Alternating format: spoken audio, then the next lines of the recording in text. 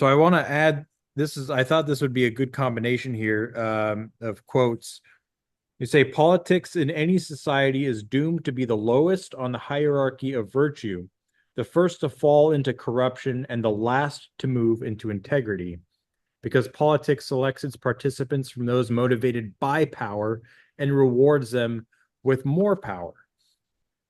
You then follow it up by saying, yet secularism sees no higher realities to aspire to than politics and governance of peoples.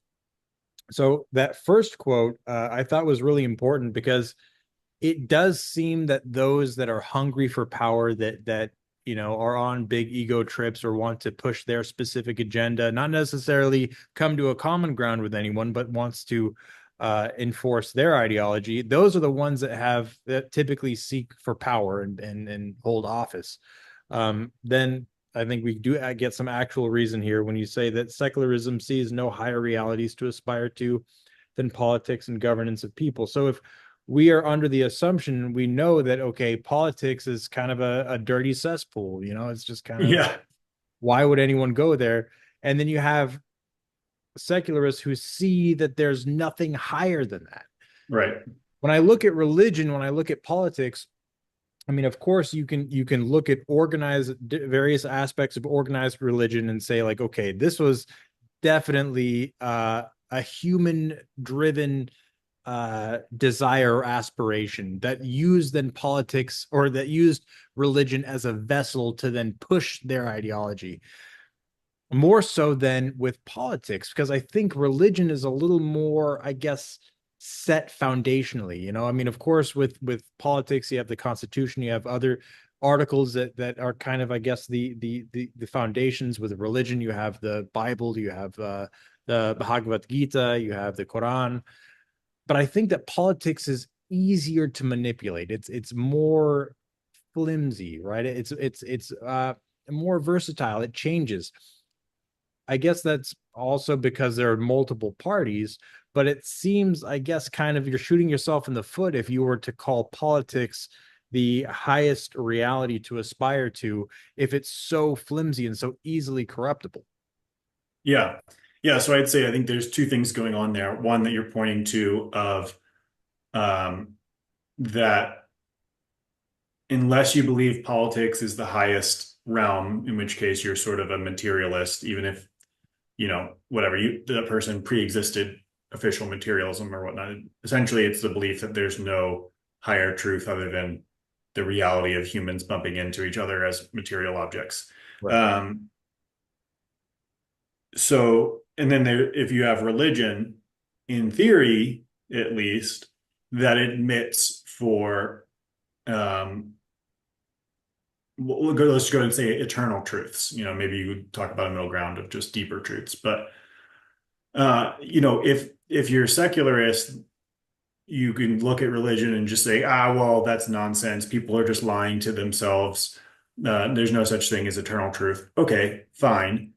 But even still, the people who are lying to themselves or being lied to, they still believe the lie, or at least some of them do. I don't think you can honestly look at religious belief around the world and come to the conclusion that people do not actually believe this. So that means that the people in those traditions who are um, following the belief in eternal truths are going to have more of that stability. Now, you can say whether it's going in the right direction or not is an issue for sure.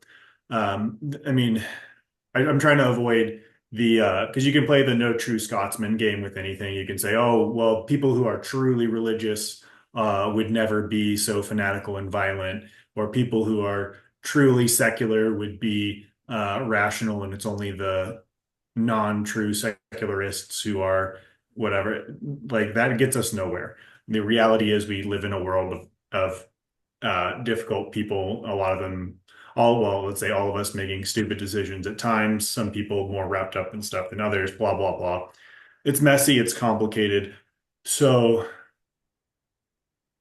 but just looking at the facts on the ground, if politics is the highest thing, then it is the highest thing. Then there's nothing to govern above that, right? Truth in that sense, even though secularists will say that they believe in truth, if you really adhere to the secularist ideology, it's pretty easy to say, well, you know, yeah, truth's great, but since politics is kind of the highest thing, the governance of peoples is the highest thing. Once we figured out what that should be and what that should look like, if there's some truths that get in the way, we should probably bend them or avoid them so that we can get to our, ideal political state. Whereas when you actually believe that truth is something foundational, superordinate, and eternal, then your politics has to bend to that rather than the truth bending to your politics. So that's one aspect. That's sort of the argument that you were talking about for more of a stable foundation, at least in religion, even if you don't like the direction or whatever. Um, the other part that I'm pointing out there in the book is that politics selects for people who are more corruptible. And I think that is an inevitable scenario. So just to make it more explicit, like, again, I think this is something that everybody recognizes. It's really difficult to deal with people. I don't mean that as a misanthropic statement. It's just people are not all amenable to the way you want to do things, and we all want to do things the way we think they should be done. And some people are really adamant and they really get in the way and they really mess things up and they destroy what could have been a great thing. And some people are so convinced that they know what a great thing is that they'll just trot over anyone to get their great thing accomplished, and so much more and so much in between. So what that means is in a political career, you are dealing with people and trying to represent people, trying to govern people necessarily, right? That's what it means. Okay. So your task is a difficult one, a frustrating one. You have to deal with people's nonsense all the time. They criticize you in ways that just don't make sense. They get a lot of praise. They might even vote you out of office for complete farcical accusations or just totally fallacious arguments. People might still stand up and be like, yeah, lock her up or lock him up, even if it's a total non sequitur. That's super frustrating. Here we're imagining that this politician is totally rational and on the ball, but obviously there's variation there as well. But again, that just adds to the difficulty. So you're in a very difficult position dealing with difficult people and you're getting frustrated and all this stuff. Okay. So you have to choose whether this is worth it or not. And part of what makes anything worth it is the rewards that you get out of it, right? It might be really annoying for me to, till the ground in the spring, or wait to plant my seedlings after the last frost. And I don't know, but it's a worthwhile endeavor because then I get fruits in the late summer and fall. Okay. So the thing that you're rewarded with in politics is power over people. That's the reward. That's what it is. I mean, aside from money, which, obviously that's part of it, but if you're playing a straight game, other professions are much more monetarily rewarding. So again, if we're talking about politicians making a ton of money, that just goes right into the corruption camp anyhow. So that's what we're talking about already. But the main reward is being the person who makes the decision, being that person in power, being granted power over other people. Okay, so the people who are most motivated by power are going to be the ones who stay in the process the longest. The people who are least motivated by power are going to be like, this is not worth it. Like, these people are annoying.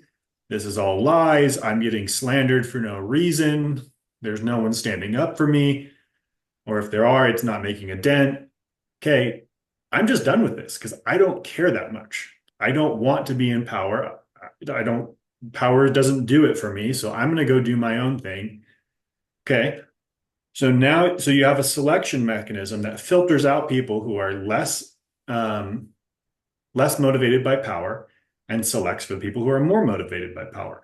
Well, the people who end up in office and are inherently more motivated by power, therefore, are more corruptible by the promise of more power. So you're selecting for the people who are going to be most corrupted in the position that they end up in because they're the most motivated by power. So I just think this holds true across any time and place. Like the people who want power, and this is an old adage, the people who want power are the least to be trusted with it. And the best person to have in power is someone who doesn't want power. The issue is we don't live in a state where, you know, God comes down and appoints our righteous king, or, whatever approximation of that it might be. We live in a state where people voluntarily compete for political office, and that means that the people most motivated, the people who will stick it out the longest, will be the most corrupted. That is in no way is a pitch for a monarchy or a that we need to go find the lady of the lake to chuck a sword at us to make us king. The I'm just saying the system that we have comes with that price, and if we understand that, like you said, politics is a cesspool. Politics is full of the worst kind of people. It selects for those people. So then that couples with the fact that now in secularism, politics is also the highest virtue and value. And then I think that is what really highlights this quote that I put in here. It's from the Psalms. It's Psalm 12:8. The wicked walk on every side when the vilest men are exalted. Mhm. So I think that's That's that's something. where we are and where we're headed.